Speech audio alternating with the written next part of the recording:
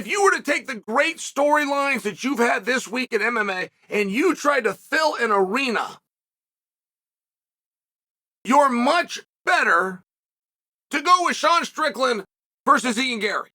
Jon at each other and going back and forth. More people are looking in that direction than anything else. Then you have Ian Garry. Right, this is a sensitive topic. It's a very sensitive topic that is not based on a lie. There is a claim by Sean Strickland that a person has written a book that they sold on Amazon. There's no other claim. That is the only thing that Sean is claiming.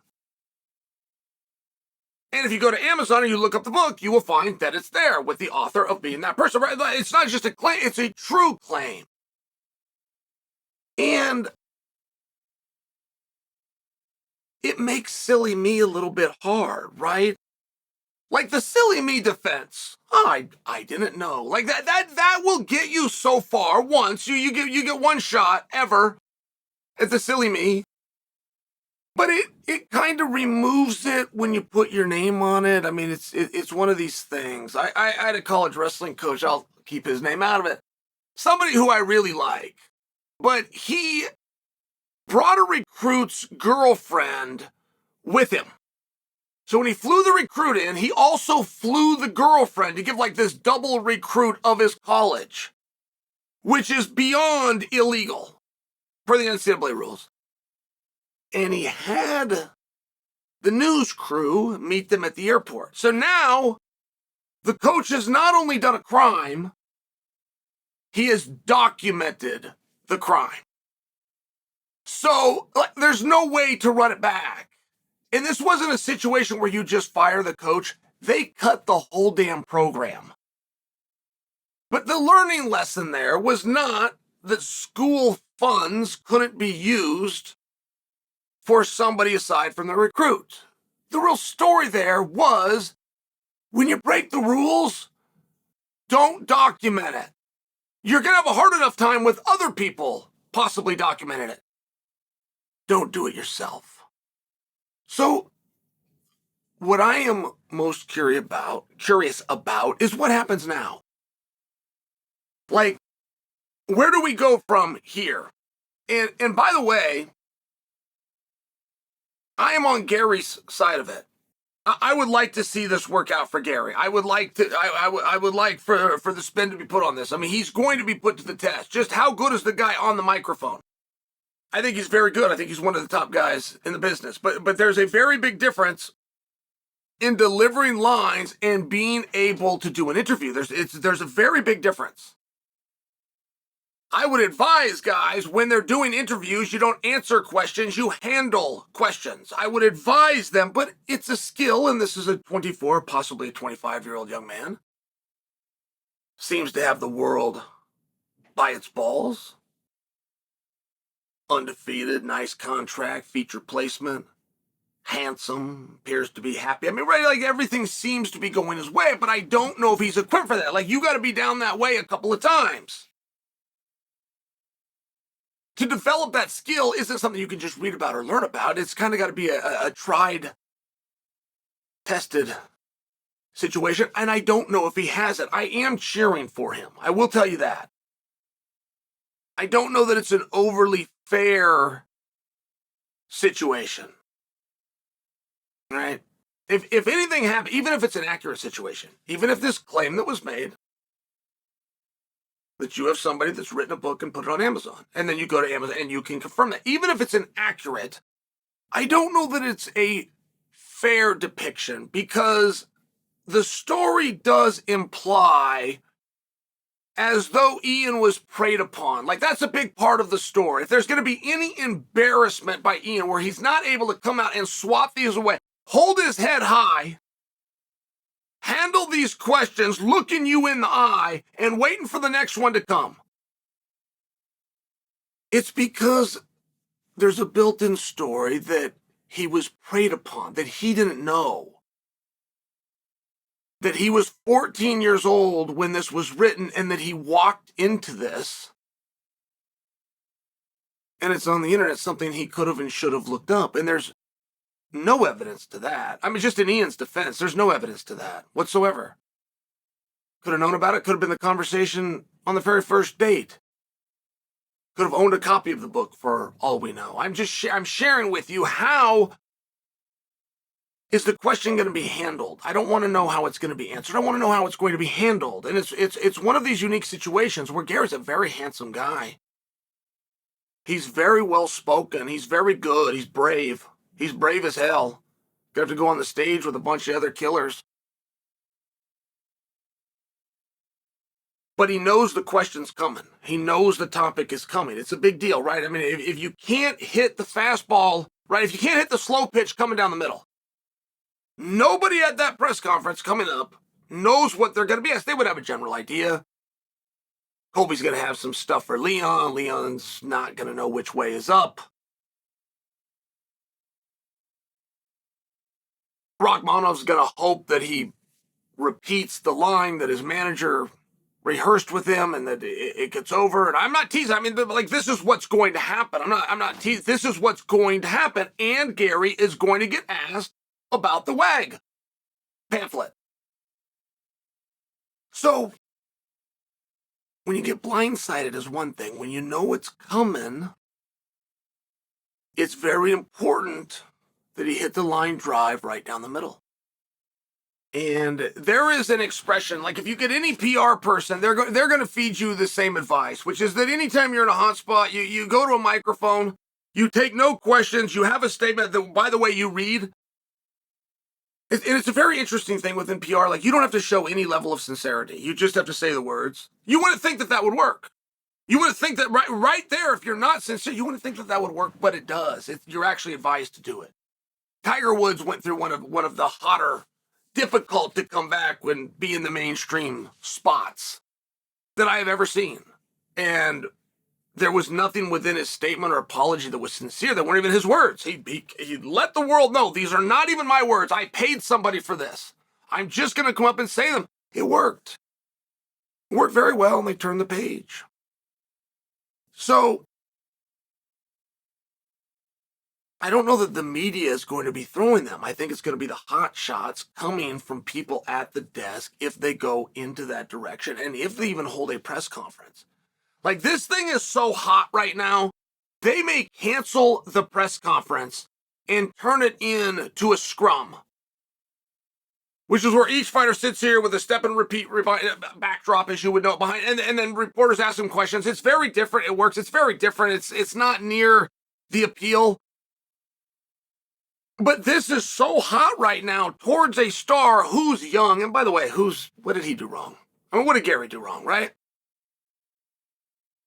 That it might be canceled. I'm not ready to tell you there won't be. So there's also something. So when the PR people are going to tell you, they're going to charge you a bunch of money, and they're going to write you a statement and tell you the best thing that you can do is that you can go and read it. It's not, but they will tell you that because if they don't have a job. So like they collectively band together as PR, whether you call my firm or somebody else's firm, we're both going to tell you the same thing, which is pay me to write a statement, read it, and walk the hell out. Now, there's also something in politics which is called steering into it. Now, steering into it is a very effective thing to do. However, there's one consequence, and you must know it going in. You're going to live with it. If you steer into something to the point that it works, which is just to make it go away, but you will now have to live with it. It's just one of those situations. I would tell you firsthand that I have done it. When I was done robbing banks, when I was done doing half of what Robin Hood did. Robin Hood stole from the rich and gave to the poor. I stole from the rich and then I kept it. But when they decided to treat me differently than they treated him, I went right along with it. I changed my nickname to the bad guy. I let people know I'm a gangster. And I admitted that I robbed those banks. It was one of those situations, but I was prepared to live with that. I wasn't going to go away. And it was just done in politics. I'll give you a great example without making a political statement, but it was just done. Chuck Schumer, who is the head of the United States Senate, was accused of overspending funds on Junior's Cheesecake. Schumer's out of New York. Junior's Cheesecake is the best cheesecake in the world, which is located in New York. And he'd done it. The receipts are right there. He turned me. He spent the money. Like, there was no way around it. And he came out on social media, and he was holding a piece of cheesecake, and it just looked delicious. And he tweeted out, "Guilty, I love cheesecake." It was never brought up again. That's called steering into it. But if there was something within loving Junior's Cheesecake that would not get you reelected, it's one of those things where you got to weigh it. You got to weigh how you're going to handle those things. And I've just seen guys firsthand, and I could use myself as an example, where you attempted to use the truth, and the truth was on your side, and you've been told your whole life the truth will set you free. Your whole life you've been told that. So when you see a misreport in the media, you're not even sweating it. This is no problem. I just need to let them know what actually happened, and then everybody will understand.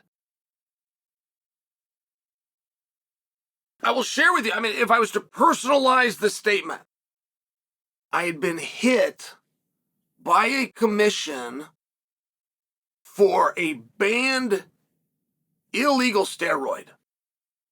And this came out, and this was printed by a gentleman, Josh Gross. I made good with Josh Gross. I don't say this to swat him. We made good on, but Josh had written this piece. He worked for ESPN at the time. So, as big of a voice as you have in our little sport, which was a lot littler back then, this is the loudest that says I had been hit for an illegal steroid. So, if you guys have ever followed old Chael, I will tell you I got more juice than Tropicana. I'll talk about steroids. I sold t-shirts one time with a needle on them. I not only never took a steroid, I've never even been accused of it. And that was my big problem with Josh at the time. But I've to this day, I've never even been accused of it. I got accused by a media member who was wrong. And so I thought I could just correct it. And I could just come out and let you know, well, this is testosterone. And while an anabolic, steroid is a pejorative for an illegal substance that you're attempting to hide to gain an advantage. Fought in the state of California on page 3 of the rule book. Testosterone is legal, which means I tested positive for a legal substance, and we didn't need the drug test because I told the executive director in writing prior to the event, which is what the rule says you had to do. I've got all this stuff. Everything's great, right? I got it written down, signed it. Everything's going to be great. I could never run it back. I could never, no matter how many times I told the story, and if they choose to believe me, but I could never outrun an article that went on ESPN.com. It was one of those situations. And it was a major life lesson for me. It was a major, and I even said to Josh, I said, what are you doing? Why did you do that? Josh said, Chael, I've called you 5 times. You never answered the phone. You never told me your side. So I only had one side of it, and I ran the side. And that was the answer that I got. So, but Josh, what about this? It's testosterone, which is right here in the rule book. Testosterone's legal. It's right here. I've disclosed it. He didn't tell you that when you called him and talked on the phone. You'd be like, where's the retracted story? Say, no, people aren't really that interested in it. And he was right, they weren't. But they were even less interested in my rebuke of correcting the story. So I tell that to you because if you're willing to live with it, steering into it and getting ahead of it is very effective. If you don't want it to be so, if that's not on brand and that just isn't what you want, you can go out and tell the truth or your version or your spin. You can do that. And you can outrun it. It just elongates it, right? And these are the facts that the fancy PR companies won't tell you. I'm just letting you know. If you want to know how this is actually done, you can go with the least attractive approach, which is to come out and attempt to come clean. Here's what was said, and it should have been said, and I take offense to it, and here's why. You can do that. You're going to continue to arm your enemies, but eventually it will run its course. And in this case, you got a press conference that's on Thursday. By Friday, when you're taking your t-shirts off and you're getting in the underwear, somebody's going to miss weight. Somebody's going to screw this up. They're going to take the headlines after that. Then Saturday rolls around. Now, if everything goes your way, right? I mean, with success in America, there is nothing else that matters. If you stub your toe and suffer your first loss on the back end of this drama, it's going to be around a while. It's going to be blamed on that. It's going to be blamed on the pressure. It's going to be blamed on the author of the book's fault. It's one of these situations. You just find yourself in it. Sometimes you can work through it. Sometimes you can't. The golden rule, no matter how many firms you hire, no how high you want to hold your head, and no matter how willing you're able to bite down on that mouthpiece and stand by it, there is one expression that will hold true above all else. Never let them see you sweat.